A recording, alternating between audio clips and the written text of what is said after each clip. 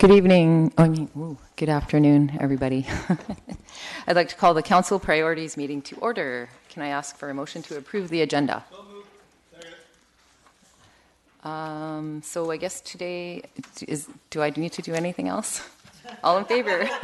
So today we have a presentation from staff regarding Bill 52 and the Richmond Farm Home Plate regulations. Madam Chair, thank you for the presentation. Mr. Chu is here to provide Council with the presentation that Council asked for. So this is in response to Council direction. And we also have staff from our Permits and Licenses Department, Mr. Ciceretti and Mr. Baker are here because they are actually implementing the policy that we currently have, and the Agricultural Land Commission requirements are implemented through their department. So they're here in support of Mr. Chu, who's looking after the actual policy provisions.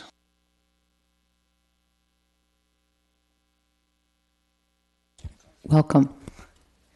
Okay, so here. Thank you, Madam Chair. Just like to give you a little bit of background. In your agenda package, you have a report on the topics. So going back to December of last year, Council requested a report on Bill 52 and the City of Richmond's farmland housing regulations. And later on in April of 2019, Council received a report on those two topics and requested a presentation at a future CPC meeting. So in terms of Bill 52, it was put in force on February 22nd, 2019. Bill 52 made three changes. The first change had to do with amalgamating the two ALR zones into one zone throughout the province. And this particular change had no impact on the township because we were formerly in Zone 1. The second change had to do with placing fill. Landowners are now required a notice of intent when placing fill on their properties, and a 10,000 cubic meter limit on fill area, 1,000 square meters area limit on fill area for constructing or maintaining a structure for farm use or principal residence. And the third use had to do with some new principal dwellings. They're now limited to 500 square meters, and all additional dwellings and dwellings over 500 square meters must be approved by the Land Commission.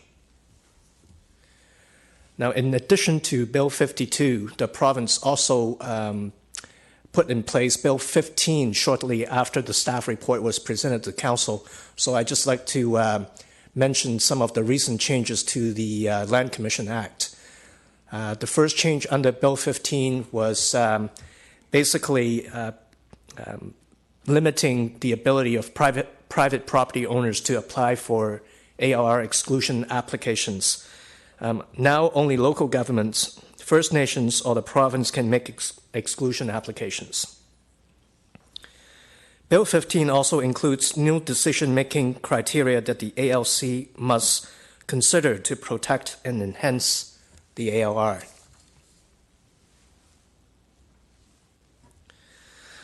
Now let's go into more detail on the changes made by Bill 52 in terms of residential uses.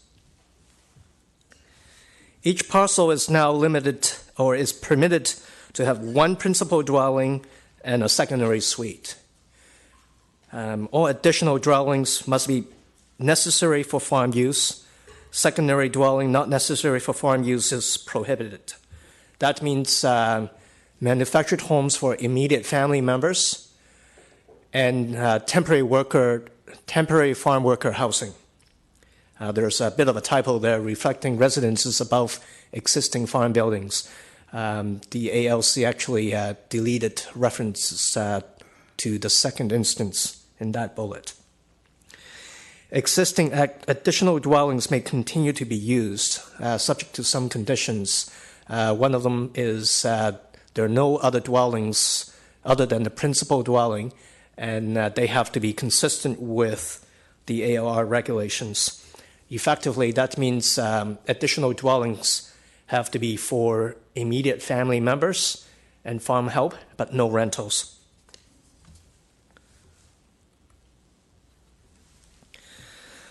Also, Bill 52 put some limits to the total floor area. As mentioned earlier, it's 500 square meters, or about 53,000 square feet. Dwellings or principal dwellings larger than this maximum 500 square meter limit will require a non-adhering residential use application to the ALC. Is it true? 5,300, not 53,000, right? 5,300. 5,300, sorry. Yeah. Can't read my own typing here. Local governments, like the township, may also restrict floor area of principal and additional dwellings further. And we will get into that in detail in a minute. Finally, Bill 52 limits one single-wide manufactured home, and single-wide to them is defined as those up to 9 meters in width. They can continue to be used if it is, again, for a member of an immediate family. There's no residence other than the principal residence, and the size and siting of residence is not changed after the passing of Bill 52. Bill 52 also introduced some grandfathering provisions. This table is actually quite complex, but I would just focus on the far right column because that's the only column that is relevant in our case, because we're now on December 2nd, and the timeline there basically says for principal dwellings smaller than 500 square meters, nothing has changed. So the grandfathering provisions are not applicable. So again, looking down at the second row at the far right column, principal residence over 500 square meters will require an ALC non-adherence residential use approval. Same for additional residents on the site. We can go back into the further details for the past time frames, but basically we have put in place some provisions to follow the grandfathering provisions under Bill 52. Also in July 2019, the ALC updated its regulations to allow construction of a manufactured home as an additional residence if the required permits are granted before February 2020. So that's a significant time frame in terms of grandfathering manufactured homes in the ALR going forward. Now with this table, this is a transition into our second topic, which is the Richmond farm home plate regulations and other regulations that they have put in place. I decided to show you this table, which summarizes the Minister of Agriculture's bylaw standards. This table focuses on 5 elements: residential floor area, farm home plate size, setback of residence, and setback or depth of home plate. These standards were developed back in 2011. And the standard also makes some exceptions to some narrow lots and lots greater than 60 hectares and lots with water courses along the frontage. And we can come back to this table, but I have another slide that compares the minister's standards with some existing bylaw regulations in the Metro Vancouver area.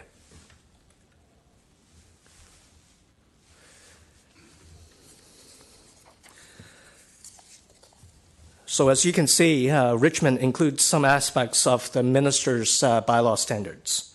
Floor area is more restrictive than the minister standards. It is limited to 400 square meters, or about 4,300 square feet, and the farm footprint or house footprint is limited to 60% of the house floor area. That means the ground floor unit or the footprint of the building should not exceed 60% of the total house size of the structure. So floor area is more restrictive. The farm home plate is also more restrictive than the minister's bylaw standard. And in Richmond's case, it is limited to 1,000 square meters, or roughly a quarter of an acre. And within the farm home plate, it also includes septic tanks, fields, and accessory residential uses. The maximum setback is set at 50 meters for residences from the road, and a maximum setback of 75 meters from the road frontage to the rear lot line. And again, it is limited to one principal dwelling per lot. Now, the diagram is pretty clear in the sense that you can see the maximum setback dimension from the road, and I'll point it with the pointer. So this is the maximum lot depth, and that's for the farm home plate. And there's also a maximum 50-meter setback from the road.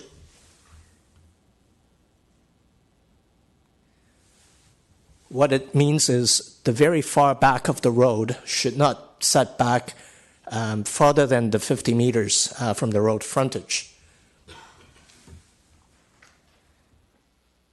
And with this diagram, the farm home plate is just basically in this area, just at the very front corner. Here. Oh.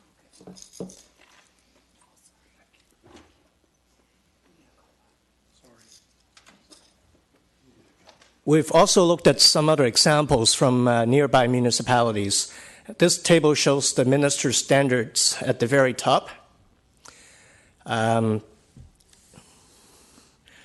Delta and Richmond are more restrictive in their limits on dwelling size than the minister's standard. Pitt Meadows and Maple Ridge have less stringent, but Bill 52 has actually overridden those limits.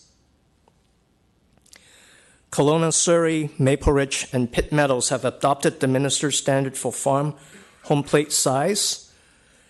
Richmond is more restrictive, and Delta and Chilliwack are more generous. Most local governments have adopted the minister's standards for setbacks. Chilliwack and Richmond are more generous. And in the middle of the table, you would note that we don't have any metrics for Abbotsford, simply because they have looked into these elements, but they have not adopted any residential regulations at this point.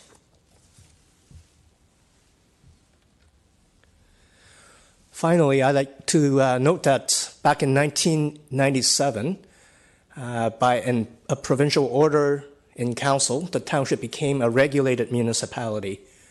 What it means is the OIC has taken away our ability to exercise our zoning powers in the ALR without the approval of the Minister of Agriculture. We also have to go back to the minister before we adopt bylaws that restrict the operation of a farm business. For example, the cannabis production farm bylaw is an example of the second point there. That wraps up my presentation. So we do have a few questions here. Councillor Ferguson. Thank you, Mr. Chu, for coming today. It's always a pleasure to hear from you. This all came about, I guess, over the years with monster homes throughout mostly this region. I can't really speak for outside of the region, meaning Kamloops or, Fort St. John or something. Will this apply to the whole province? That's my first question. The ministry guidelines? The Bill 52 regulations would apply, yes, apply to the minister's standards, actually.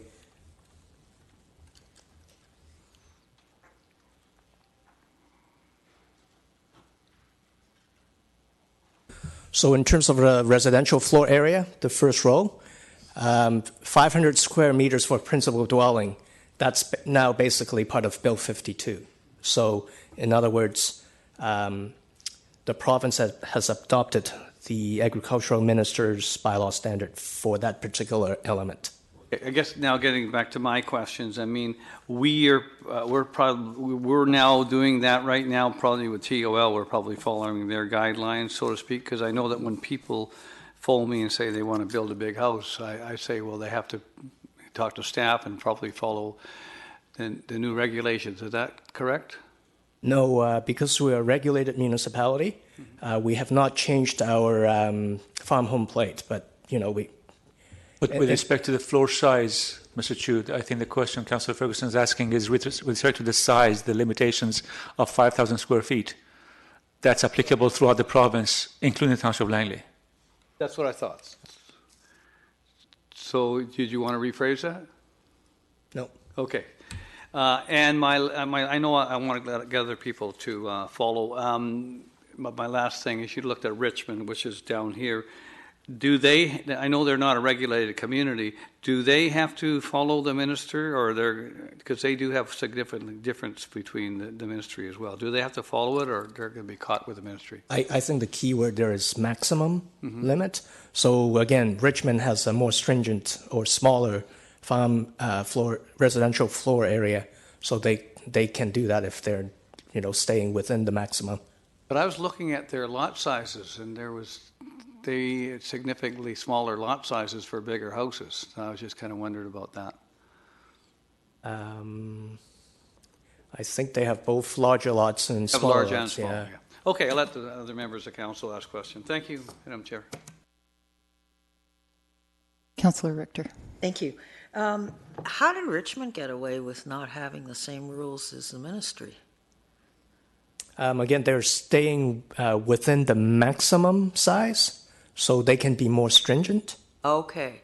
So now are we allowed to do that? Because there's some very big houses being built on our rural lands. We do not have the flexibility as Richmond simply because we are a regulated municipality.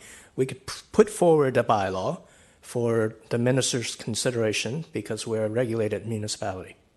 Or alternatively just stay with the minister's regulations, right? Okay. My second question, these vanity pot lights, which I have a real bee in my bonnet about and have had for a while, they are on a lot of these big houses that are being built out on rural lands.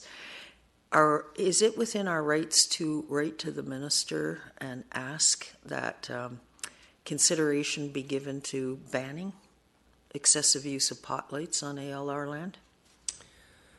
Well, we could definitely try this Ministry of Agriculture, but I believe this topic has to do with the building code, and we may have to approach the minister responsible for administering the BC building code. So it would need to go to the BC building code minister, not ALC.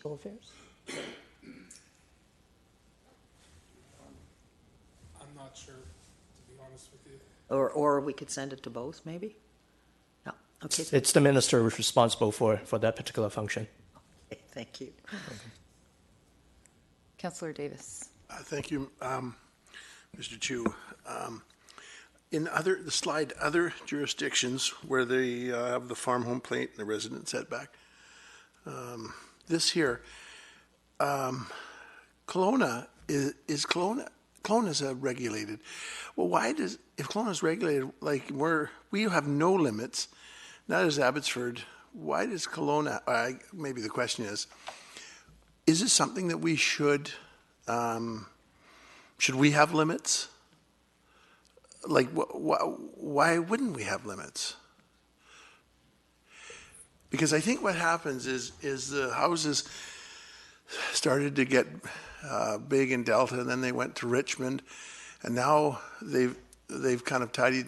Now Langley has no limits here, and we're seeing bigger houses here. However, in February, the bylaw came in, so we've restricted it. But why would we not have any limits? I don't know. Well, based on the information on the Minister of Agriculture's website, specifically related to ministers' bylaw standards, as a regulated municipality, the township is supposed to follow the minister's standards. We have been working with the ministry staff over a number of years to work on some of these things. But we are still working on them simply because there's a long list of topics that we're discussing, and we're discussing the long list of topics as a package. So the minister's standards up here, they're what we will follow? That's the expectation from the Minister of Agriculture, yes. So it's a bit more complicated than that in terms of the history. One of the unintended consequences of the regulating the township, making the township a regulated community, was that our bylaws were effectively frozen, or we took the position they were frozen back in 1997.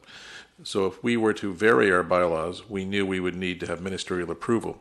And we knew what some of the regulations were, so in some cases the minister had a standard or draft or a template that one could use, which would be very restrictive, perhaps positive for agriculture, but restrictive to those parties that already have dwellings.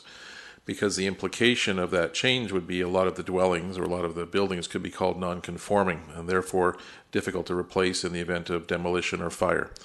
So as a consequence then, we, instead of trying to change our bylaws such that they would be matching the ministry standard, left our bylaws frozen in time in 1997, as that gave more flexibility to the residents. If we had not been a regulated community, we probably would have seen some of the changes you're suggesting because it would have been more timely, more appropriate. But the thought of in one fell swoop making 60 or 70% of the buildings in the township, rural areas, non-conforming was something that was quite daunting to previous councils. Okay. Very briefly, Madam Chair, if I could just add on to what Mr. Backen said, notwithstanding, because this is complicated, notwithstanding the minister's standards, Bill 52 has in effect made it a requirement for all municipalities, regardless of their previous bylaws or not, regardless of the minister's standards, a portion of the minister's standards has now become law in effect. Therefore, we do have a requirement stipulated by the province with respect to residential floor areas, and that is 500 square meters. If we keep one zone. No, we have to. It doesn't matter what we do. Have to now. That's a requirement now imposed on us. Yeah. Okay. Another question, maybe kind of not a personal question, but I have had people come, and could we go to that slide where it has the rules? No, where it no, it had residents who was able to have a house.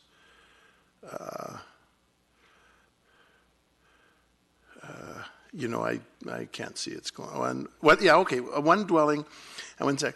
It must be necessary. Now, one of the questions was asked to me if their house burned down. Could they not just rebuild that house if they had another house on the farm? If they have a lot and they have two houses, one house burns down. With Bill 52, you're only allowed to. This is the wrong one, I think. Where you start to, where you apply to build a new one. Like they'd have to, if it burns down, they'd have to apply to have a new one. Well, I just saw the darn thing. Where the heck is it? Okay, sorry, I'm getting kind of panicky. What happens if my house burns down and it's on a piece of property and there's two houses? Can I not just apply to have my house rebuilt, even though it's got another house on it? I think your question is, what if your house was 10,000 square feet, it burns down more than 60%, and then the other house is a mobile home or something, can you rebuild your house to the 10,000 square feet? If it's substantially destroyed, it's our understanding you would then be limited to the 5,000 square feet, and that's where it becomes a bit of a non-conforming issue. Mr. Chu, is that your understanding as well?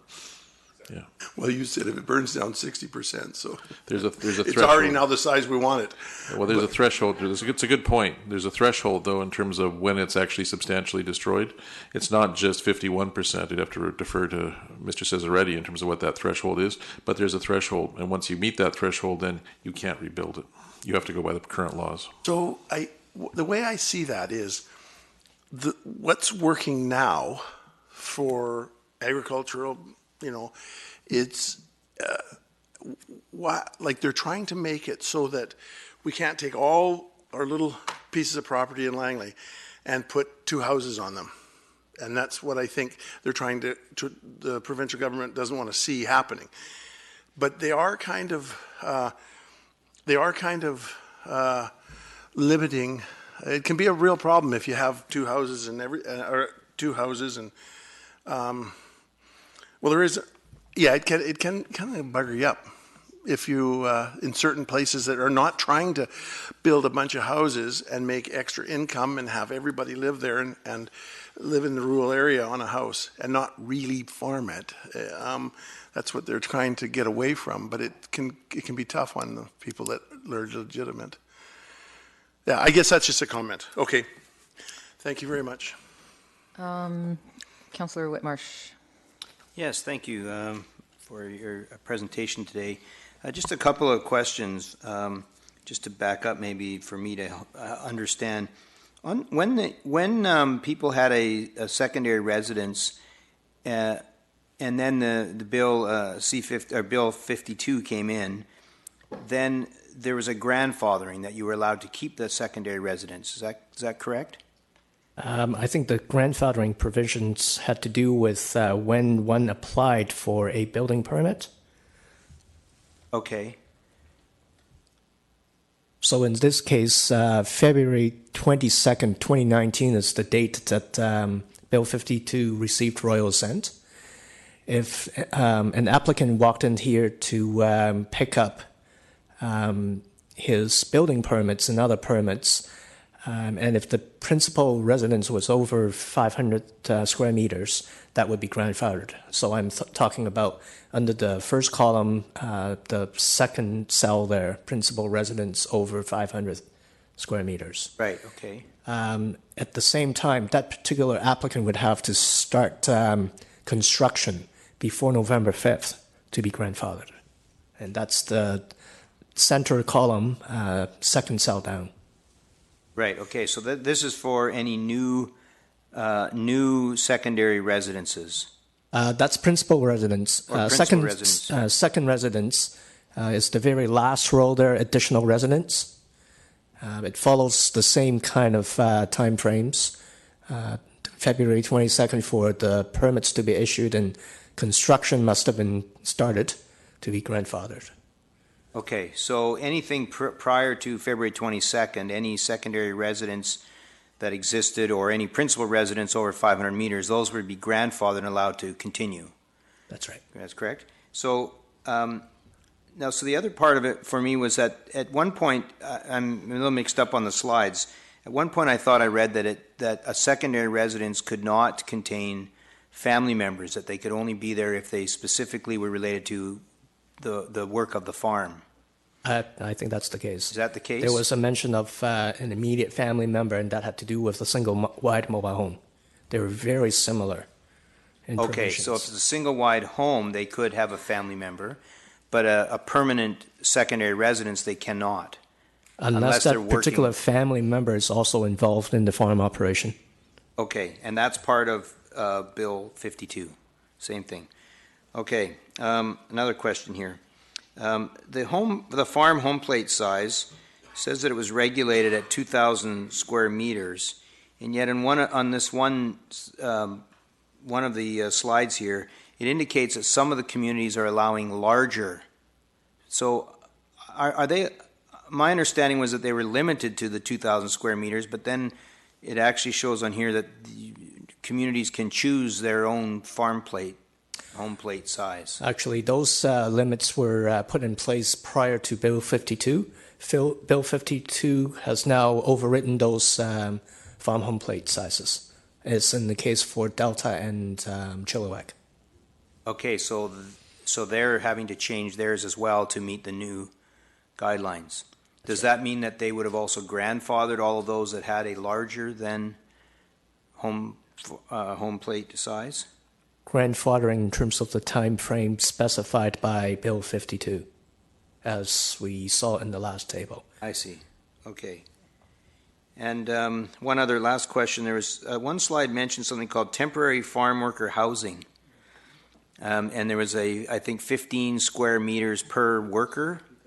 Is this like this is a building where you build, say, a 12 or 14 room kind of place for farm workers? That's correct. A dormitory or something? Yes, this is also part of the minister's standard, and they have 15 square meters per temporary worker, and they're defined as seasonal workers or the migrant farm worker provisions that we attract some agricultural workers from other countries.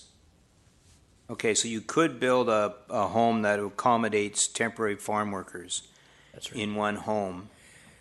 Or in one building. Complex or building, yes. One complex or building to a maximum of 15 meters square per temporary farm worker. So how do they regulate that when it's seasonal? One year you might need 30 workers, the next year you need 60 workers. So how do they, if you built it for 60 and the next year you only need 30, how do they regulate that? I believe in the case of a migrant farm worker, meaning non-Canadian farm worker, they have a way to track them via work permits. And there's also a inspection procedure as part of the process to basically go on site to ensure the health, safety, and welfare of migrant workers. Okay, thank you. Councillor Arneson. Thank you, Madam Chair. Thank you very much. It's very interesting, but complicated in the sense that it's a bit of an overlay as to what other local governments have been able to achieve. And therefore, I think simplistically, if we just wrap our minds around the fact that this has effectively become our new regulations, then we can take care of some of the details of how we're making these assessments. I had 3 different questions, and my first one has to do with the city of Richmond. And so when in 2018 they made their amendments, it's on page 4 of our staff report, so there's 4 different bullet points there. So I'm wondering about point number C, the house footprint regulation. So they were going to introduce that. So I'm just trying to assess whether or not that means they were looking at the overall size of the property and then trying to effect some kind of cap to make a percentage of the footprint that was covering that property. So it was somewhat scalable. Is that what they meant by that, do you think? If I recall correctly, they did consider the scale of the operations, but I can't remember exactly how they landed on some of the numbers, simply because their process actually took quite long, I believe, from the beginning till the very end, towards the end of 2018. It took almost 2 years for them to wrap up the bylaw. I imagine it would be challenging and controversial. It's just along the lines of what we allow as a residential footprint in an urban situation where we only allow a certain percentage of lot coverage with accessory buildings, etc. So, something along those lines. My second question then has to do with just more or less an assessment of the potential to head in a direction that would include what the new legislation is from the province, but at the same time move potentially towards some of the Richmond amendments. And so the public engagement, I would say, would be a critical component to make sure that you're not inadvertently doing something that, because I can see arguments on both sides of limiting residential home sizes because of extended families, et cetera, is what you classically hear. So I just want to say that I think that the public engagement, engaging with people who are actually in that industry, would be most helpful. And then finally, so if what this is suggesting, it's not the right slide here, but after, I think, November the 5th, that was the cutoff point. So do we have any anecdotal information about what's happening in the township now that that's taken effect, or is it really too early to make a determination about how those limits are affecting our applications? In terms of building permit applications, with your permission, Madam Chair, I would have to get my help from my co-worker who is more knowledgeable in this area. Thanks.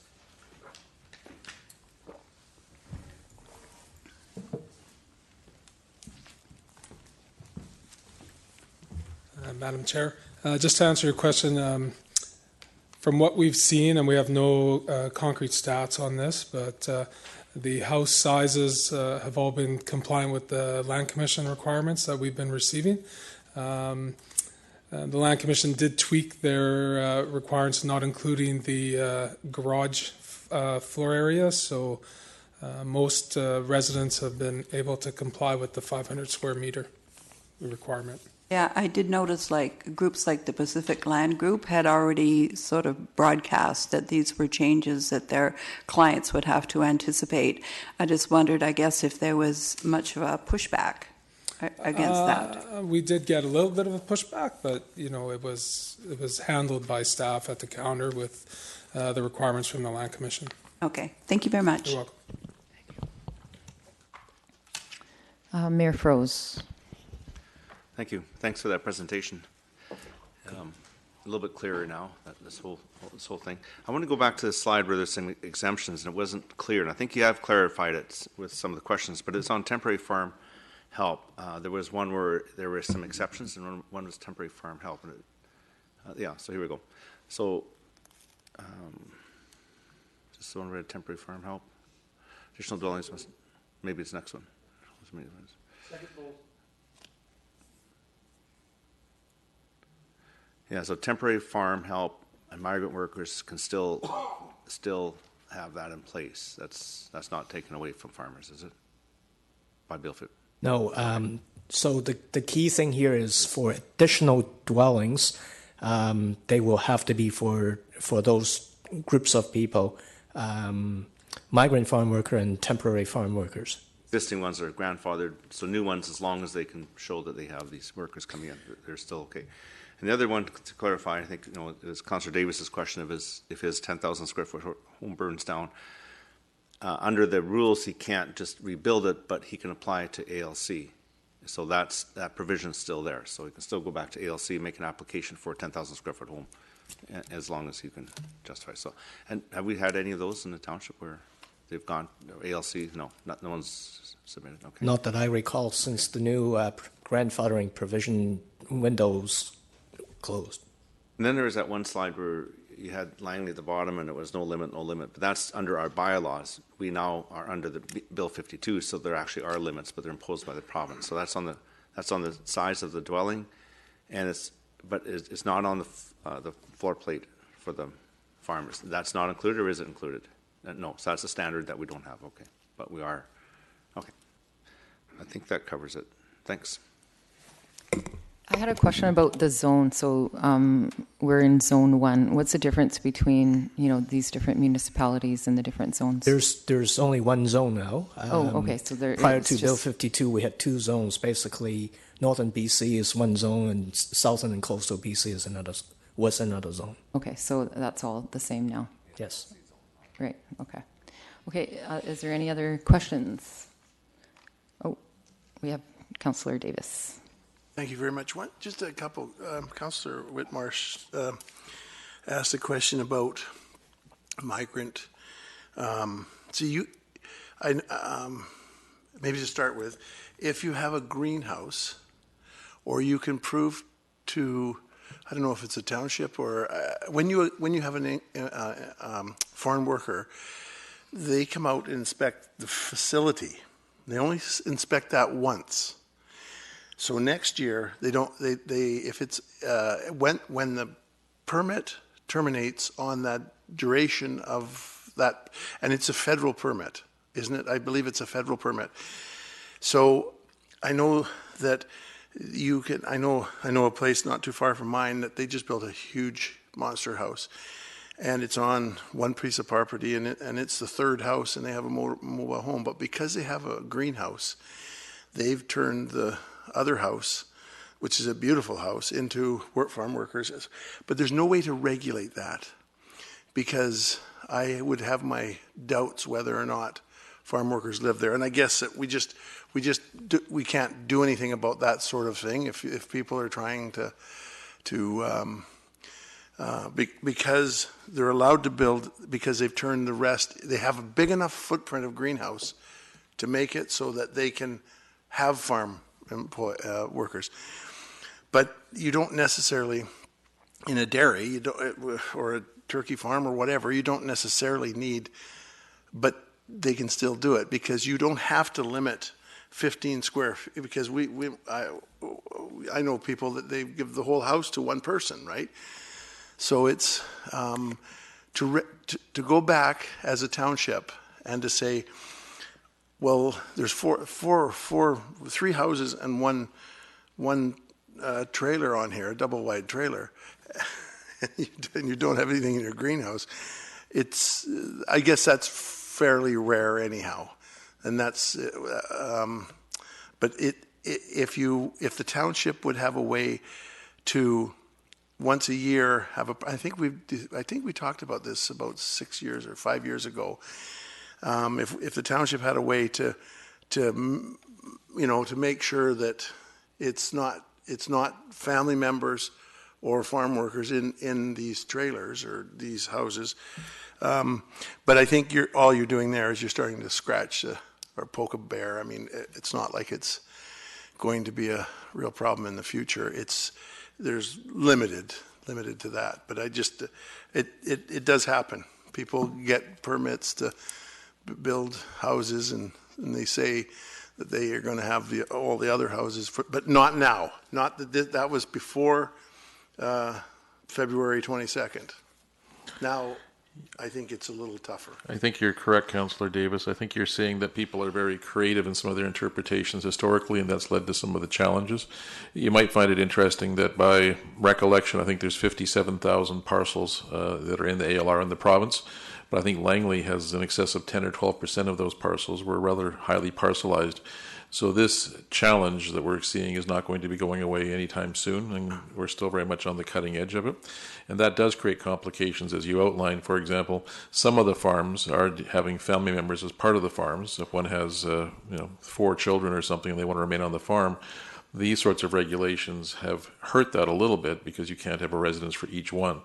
Whereas it does benefit in terms of you can't have 4 rental homes on the property, which is certainly well intended, and it has those sorts of complications that result from the fact that we have this fluid situation that comes about because of our over-parcelization. So we're going to see these sorts of things continue, and it's going to go, and it goes back to when the ALR was created and the official committee plan was put in place. There was always that incongruity that existed.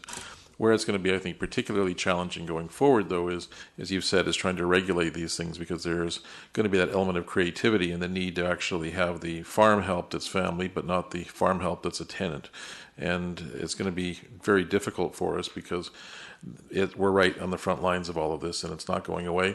And it's complicated by the ALC's characterizations. As you may recall, they said we were overly restrictive in some cases. Well, we are overly restrictive, on the intensive agricultural uses. That's been Council's direction.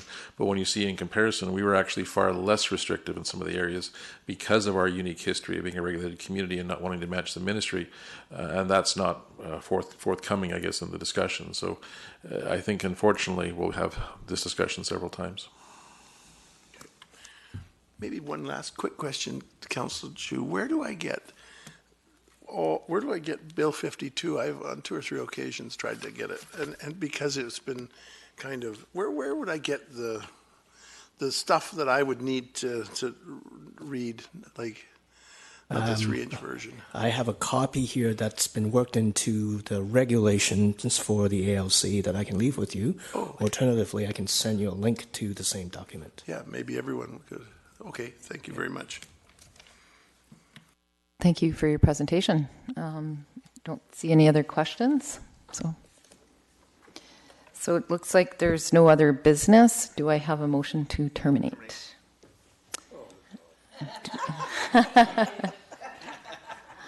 So all in favor? Seconded by Councillor Davis. Oh, that's unique. All right.